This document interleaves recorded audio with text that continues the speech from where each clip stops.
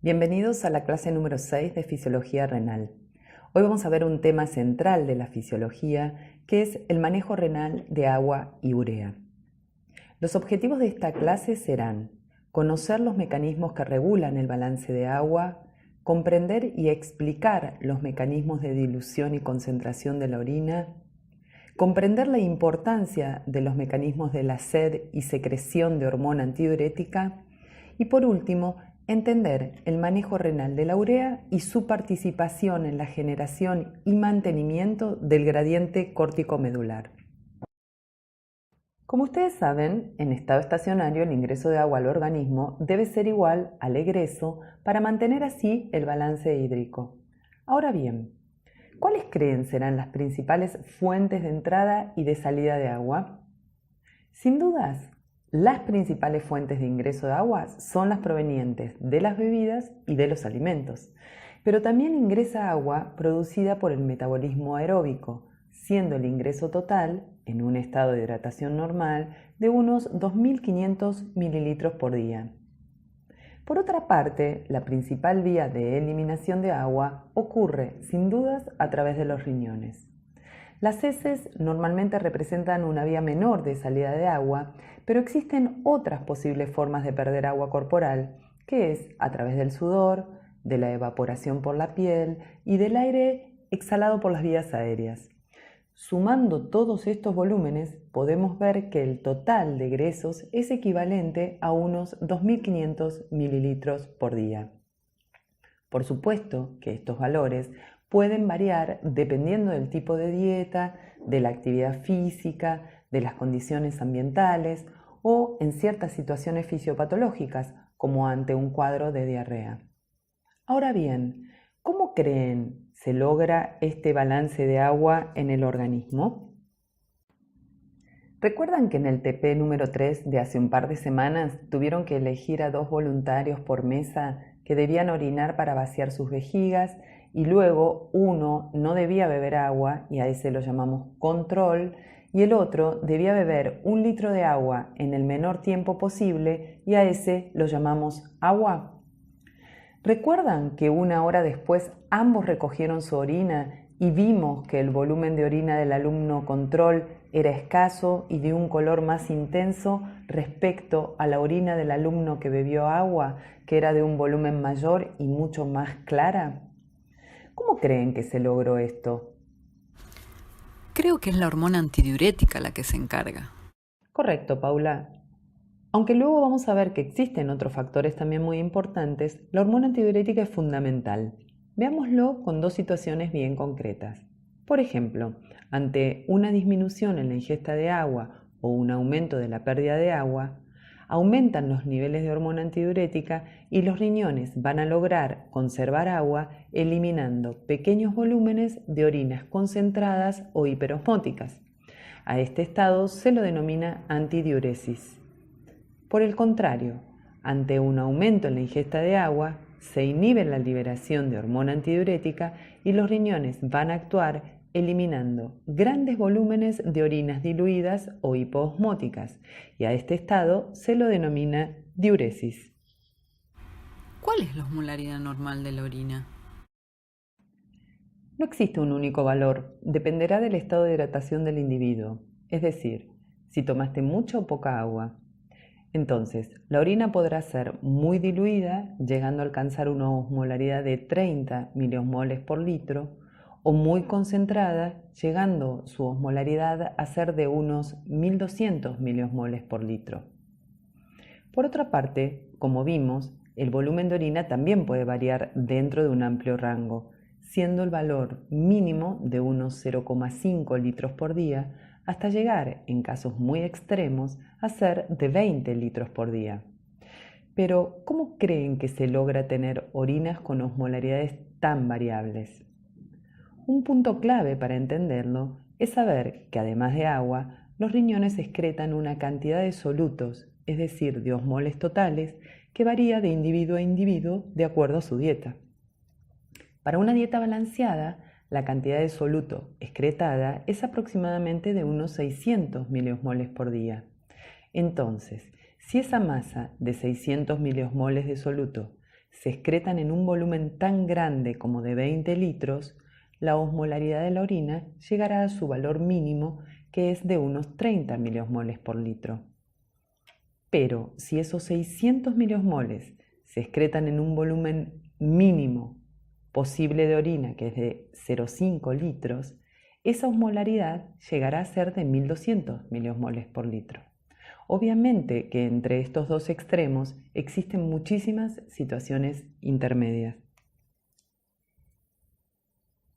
Ahora bien, la capacidad de los riñones de excretar orinas hipo o hiperosmóticas requiere que en algún punto del nefrón se puedan separar los solutos del agua. Y vamos a ver que esto depende de varios factores. Uno de ellos es sin dudas de la acción de la hormona antidiurética, pero también de las diferentes propiedades de transporte para el agua y para los solutos en los distintos segmentos del nefrón, de la existencia de un gradiente córtico-medular a nivel intersticial y por último de la acción de la vasa recta. Pero ojo, no es el uno o el otro, son estos 4 elementos en conjunto los que permiten lograr orinas concentradas o diluidas de acuerdo a la necesidad del organismo. Veamos en detalle cómo contribuye cada uno de estos factores. A ver, Paula, ¿qué sabes vos acerca de la acción de la hormona antidiurética?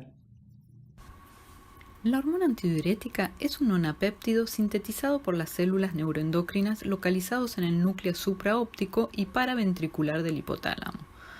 Una vez sintetizada, se acumula en gránulos que son almacenados en la neurohipófisis. Los estímulos para la secreción de la hormona antidiurética son muchos, siendo los más importantes un aumento de la osmolaridad plasmática, una disminución de la presión arterial y una disminución del volumen del líquido extracelular. En este gráfico podemos ver la relación que existe entre la concentración de hormona antidiurética plasmática y la osmolaridad del plasma. En individuos sanos, la osmolaridad del plasma es alrededor de 290 miliosmoles por litro. Sin embargo, el umbral para la liberación de la hormona antidiurética es un poco menor. Un aumento de tan solo un 1% en la osmolaridad plasmática es suficiente para activar los osmorreceptores hipotalámicos y producir un aumento en la concentración de la hormona. Incrementos mayores de la osmolaridad llevarán a un mayor aumento de los niveles de hormona antidiurética en plasma. Por otra parte, una disminución entre un 5 y un 10% en la presión arterial o en el volumen del líquido extracelular será detectada por los varoreceptores. La información llegará a los núcleos paraventriculares y supraópticos, provocando un aumento en los niveles de hormona antidiurética en plasma. Es importante destacar que estos estímulos, además de aumentar la secreción de hormona antidiurética, también son claves para desencadenar otro mecanismo fundamental para el aporte de líquido al organismo, que es la estimulación de la sed. La hormona antidiurética ejerce su principal acción en los riñones, donde aumenta la permeabilidad al agua en los túbulos colectores, aumenta la permeabilidad a la urea en el túbulo colector medular interno y aumenta la reabsorción de sodio en el asa de Henle ascendente gruesa, en el túbulo distal y en el colector. Muy bien, Paula, excelente. Sigamos viendo entonces cómo contribuye a la dilución o concentración de la orina el siguiente elemento, que es que las propiedades de transporte de los distintos segmentos del nefrón no son iguales. Haremos particular hincapié en el transporte de agua, el transporte de urea y el transporte de cloruro de sodio. Empecemos por ver cómo es el transporte de agua a lo largo del nefrón. En ausencia de hormona antidiurética, de los 180 litros de plasma que se filtran por día, aproximadamente el 67% ya se reabsorbe en el túbulo proximal, que es muy permeable al agua. Y el 20% del filtrado se reabsorbe en el asa de Henle descendente, que también es muy permeable al agua. El resto de los segmentos son prácticamente impermeables al agua. Entonces, a partir de aquí, en ausencia de hormona antidiurética, prácticamente ya no se reabsorberá más agua y la orina será diluida.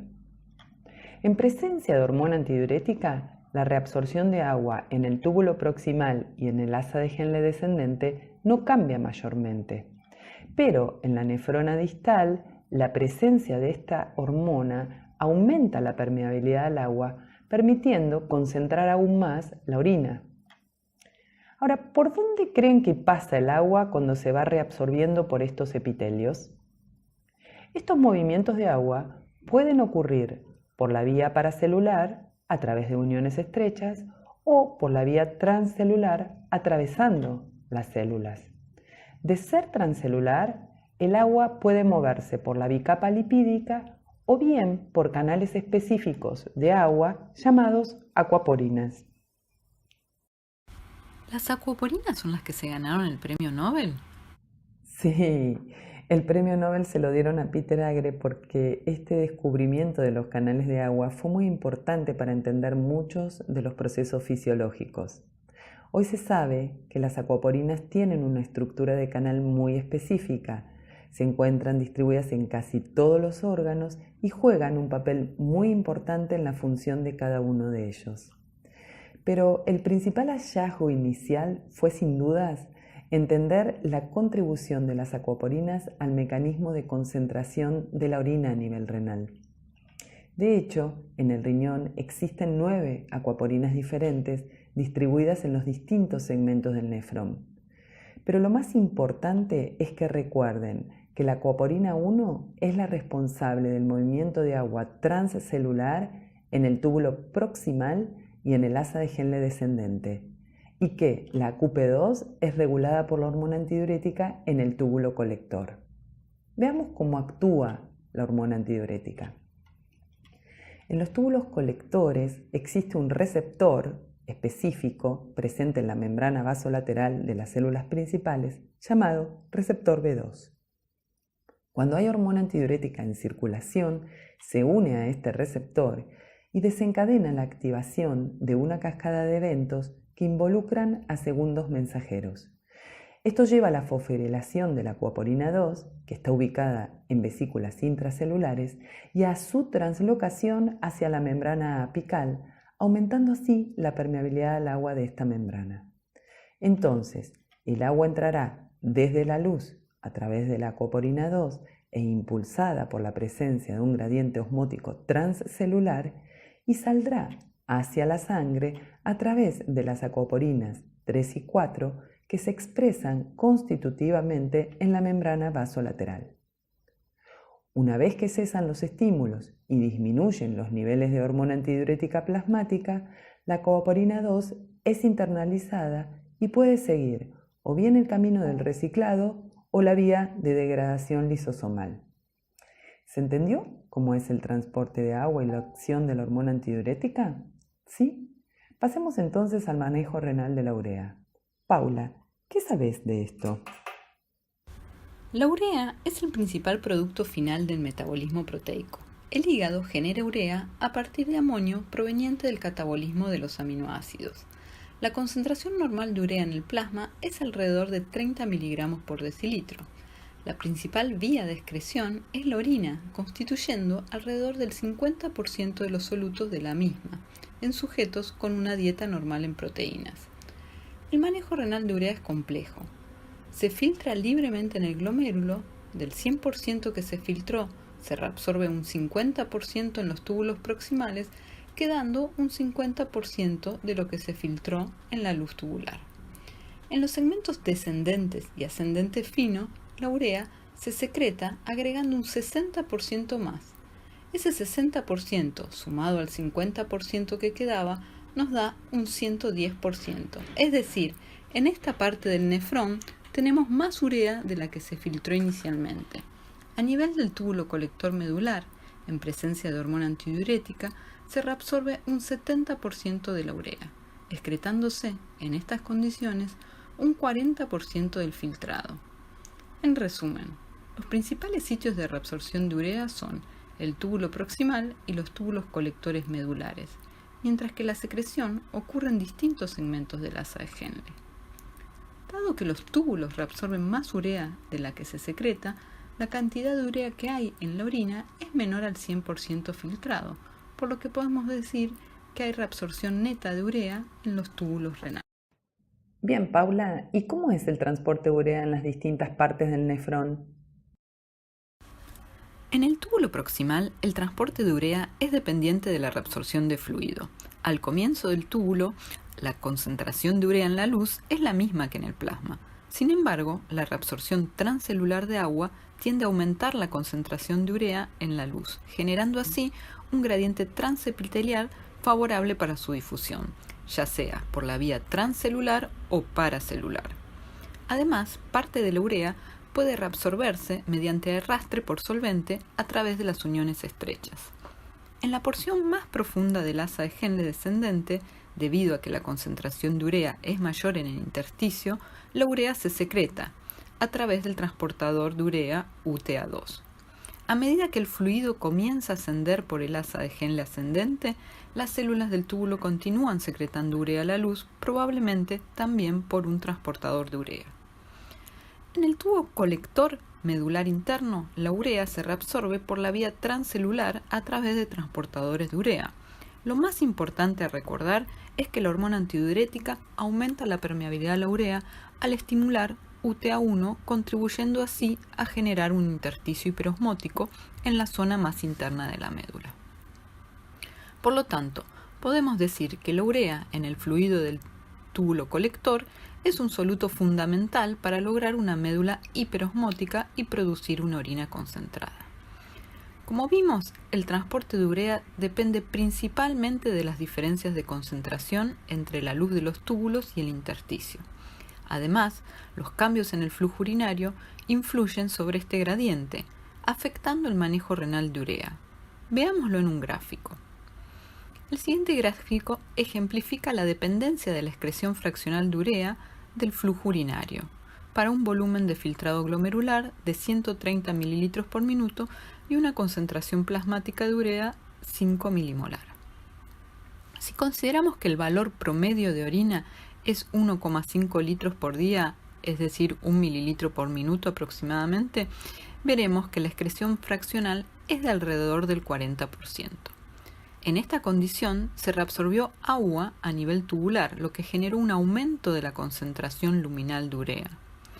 Aumentó el gradiente entre la luz y el intersticio, favoreciendo su reabsorción, excretando entonces el 40% de lo que se filtró. A flujos urinarios mayores, por ejemplo 5 mililitros por minuto, se está reabsorbiendo menos agua y en consecuencia disminuye el gradiente para la reabsorción de urea y se reabsorbe menos urea, aumentando la excreción fraccional a un 60%. Podemos decir entonces que la excreción de urea es dependiente del flujo urinario. También es importante destacar que la concentración plasmática de urea depende del volumen de filtrado glomerular. Al igual que vimos para el caso de la creatinina, a medida que disminuye el volumen de filtrado, la concentración de urea aumenta en el plasma. Podemos decir entonces que la excreción de urea y su concentración en el plasma dependen del volumen de filtrado glomerular. Excelente, Paula. Quedó súper clara la importancia y el manejo renal de la urea. Por último, recordemos cómo varían las propiedades de transporte del sodio a lo largo del nefrón que ustedes vieron en las clases pasadas. ¿Recuerdan que del total de sodio filtrado, aproximadamente el 67% se reabsorbe en el túbulo proximal, pero que el asa de Henle descendente es prácticamente impermeable al sodio y que el asa ascendente de Henle, tanto delgada como gruesa, son muy permeables y allí se reabsorbe aproximadamente un 25% del sodio filtrado? Vimos también que en la nefrona distal podrá reabsorberse más sodio, regulado principalmente por la hormona aldosterona. Repasen cuáles son las vías y los mecanismos utilizados por el sodio en cada segmento y recuerden, como les explicó Paula hace un ratito, que la hormona antidiurética también aumenta la reabsorción de sodio en el asa gruesa de Henle, en el túbulo distal y en el túbulo colector. Pasemos a ver el siguiente elemento que contribuirá a concentrar o diluir la orina, que es la existencia de un gradiente de osmolaridad córtico-medular en el líquido intersticial. Este gradiente de concentración de solutos se extiende desde la corteza hacia la papila y, en ausencia de hormona antidiurética, la osmolaridad varía, por ejemplo, de 300 miliosmoles por litro en corteza hasta 800 miliosmoles por litro en papila. En presencia de hormona antidiurética máxima, la magnitud de este gradiente se incrementará, tanto en médula como en papila, llegando hasta un máximo de unos 1200 miliosmoles por litro. Ahora bien, ¿a qué solutos corresponden estos osmoles totales presentes en el intersticio? Los principales componentes del líquido intersticial son el cloruro de sodio y la urea. Veamos que, en ausencia de hormona antidiurética, las concentraciones de ambos solutos van aumentando desde la corteza a la papila, pero en la corteza la osmolaridad del líquido intersticial está dada mayoritariamente por el cloruro de sodio y solo una muy pequeña proporción por la urea. Sin embargo, en la papila tenemos igual proporción de cada uno de ellos, es decir, unos 400 miliosmoles por litro de cloruro de sodio y unos 400 miliosmoles por litro de urea. Lo mismo ocurre en presencia de hormona antidiurética, pero observen que los valores alcanzados en la concentración de cloruro de sodio y urea son mayores en presencia de la hormona, siendo la concentración de urea en la papila igual a la concentración de cloruro de sodio y de unos 600 miliosmoles por litro cada uno. Entonces, el intersticio a nivel de la papila está compuesta en un 50% de cloruro de sodio y un 50% de urea. Recordemos que la hormona aumenta la magnitud del gradiente ya que, como vimos recién, esta aumenta la permeabilidad al cloruro de sodio principalmente en el asa gruesa de Henle y a la urea en el túbulo colector a nivel de la papila. Paula, ¿pudiste leer acerca de cómo se genera este gradiente córtico-medular? Sí, ¿te lo explico? Para poder entender la existencia de una médula hiperosmótica, nos concentraremos en el asa de Henle, que es un sistema de contracorriente, ya que el flujo circula por los segmentos descendentes y ascendentes en forma paralela, en sentido opuesto y en íntima proximidad. Debido a que los segmentos descendentes y ascendentes tienen permeabilidades y capacidades de transporte diferentes, el asa de Henle actuará también como un sistema multiplicador. Para poder entender todo esto, yo lo que hice fue mirar el videíto que está en el CITEP. Voy a tratar de explicarlo. En este esquema se representa el asa de Henle ascendente, el asa de Henle descendente y en celeste el intersticio. Recordemos que el segmento ascendente es impermeable al agua y permeable a los solutos, y el asa descendente es muy permeable al agua y poco permeable a los solutos. Supongamos que hacemos circular por el asa un fluido 300 miliosmolar, semejante al fluido que sale del túbulo proximal. A partir de esta situación hipotética, donde la osmolaridad es la misma en el asa y en el intersticio, y teniendo en cuenta las propiedades diferentes de permeabilidad al agua y a los solutos del asa ascendente y descendente, vamos a explicar un modelo que permite comprender cómo se forma y mantiene el gradiente córtico-medular. El segmento ascendente es capaz de reabsorber sodio en forma activa secundaria por el transportador sodio-potasio 2-cloruro, creando un gradiente de 200 miliosmolar entre el asa ascendente y el intersticio, aumentando la osmolaridad en intersticio a 400 miliosmolar. Debido a que existe ahora una diferencia de osmolaridad entre el asa descendente y el intersticio, ya que este segmento es muy permeable al agua y poco permeable al sodio, se moverá agua desde la luz del túbulo hacia el intersticio hasta alcanzar el equilibrio osmótico. Ambos compartimientos alcanzarán entonces una concentración de 400 miliosmolar. Esto puede lograrse debido a que el compartimiento luminal es marcadamente más pequeño que el intersticial. Por lo tanto, la salida de sodio del segmento ascendente junto con el inmediato equilibrio osmótico del segmento descendente con el intersticio se los conoce como efecto sencillo. El siguiente paso muestra cómo la llegada de nuevo fluido osmótico desde el túbulo proximal hará que la columna de líquido se desplace hacia abajo de tal modo que la osmolaridad del asa de Henle descendente dejará de ser homogénea. Si momentáneamente frenamos el fluido, veremos que existe un gradiente entre el asa descendente y el intersticio, el cual se disipará debido a la alta permeabilidad al agua.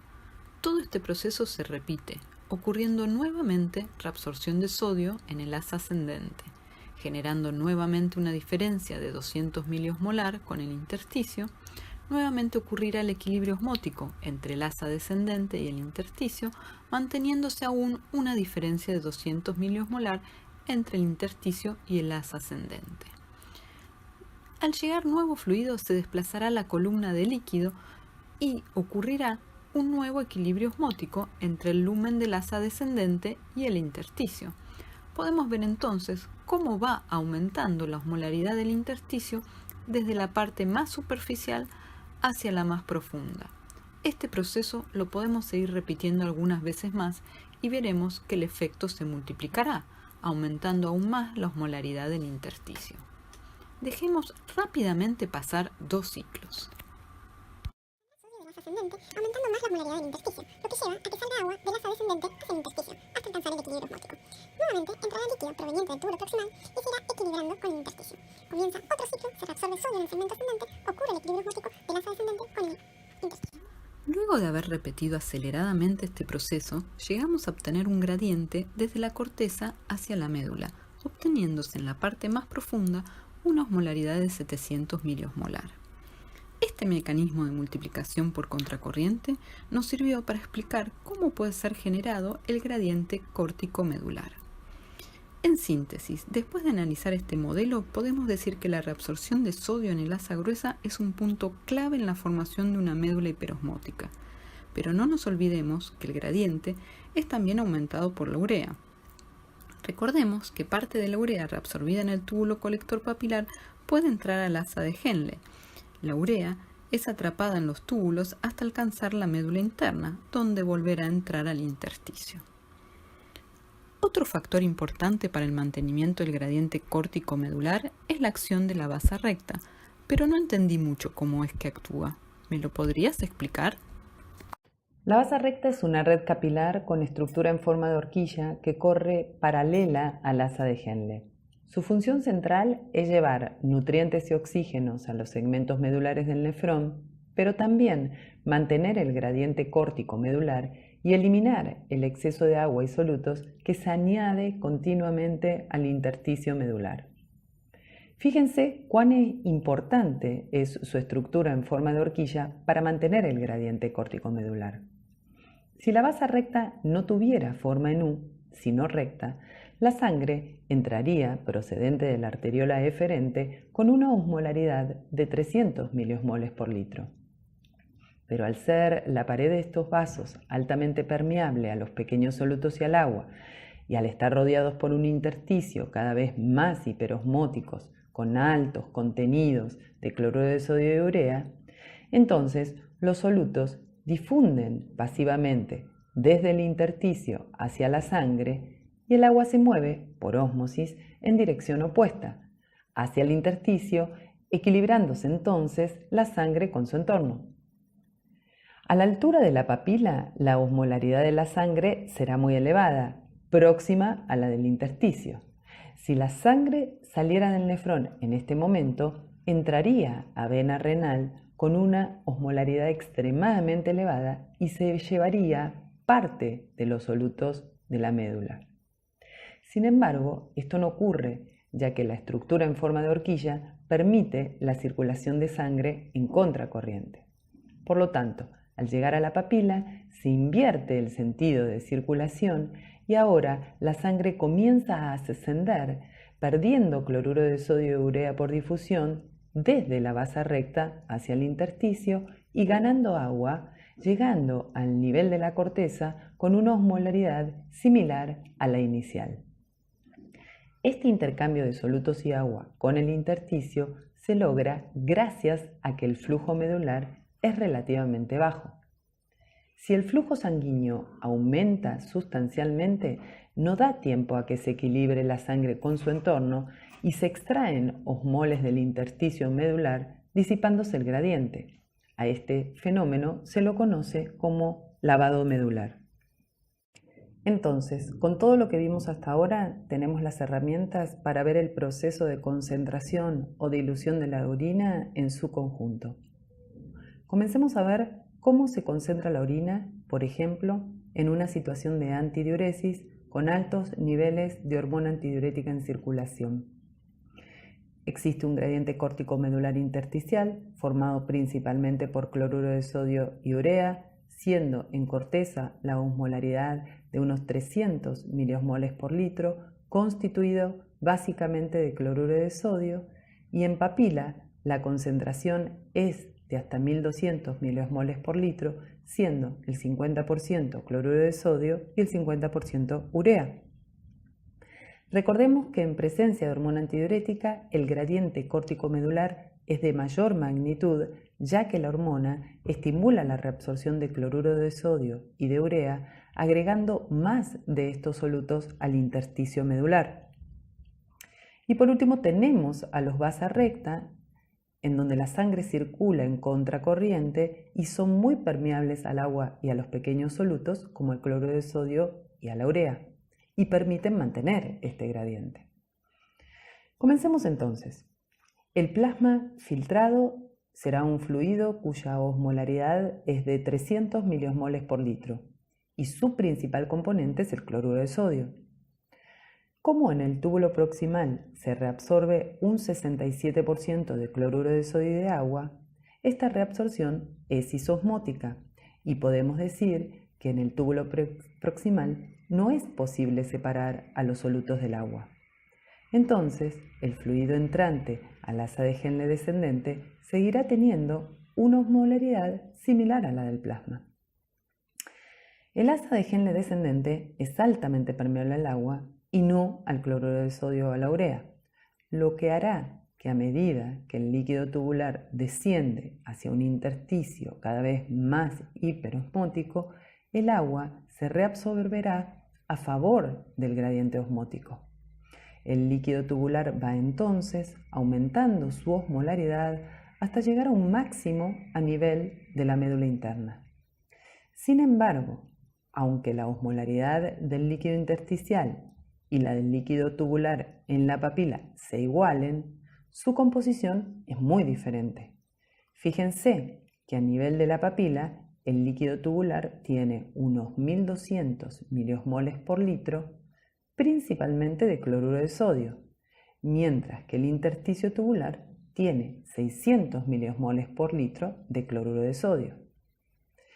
Este fluido hiperosmótico rico en cloruro de sodio comienza ahora a ascender por el asa de Henle ascendente delgada, que es impermeable al agua, pero permeable al cloruro de sodio.